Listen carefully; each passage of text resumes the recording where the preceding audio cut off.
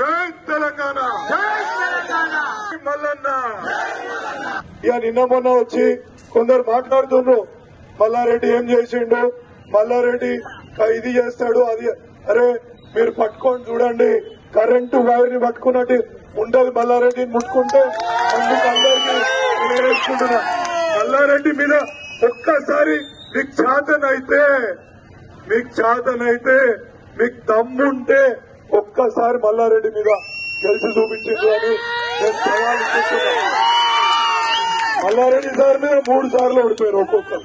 ఒకసారి ఎంపీ అప్పుడు ఓడిపోయారు, ఎమ్మెల్యే 2 సార్లు ఓడిపోయారు.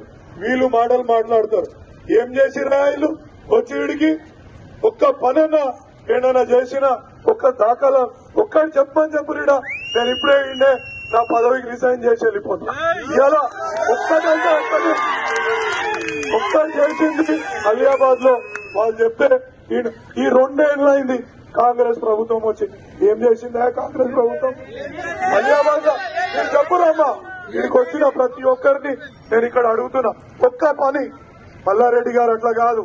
ఆయన సొంత పైసలైనా పెట్టి, ఇలా ఆయన సొంత డబ్బులైనా పెట్టి చేపిస్తాడు.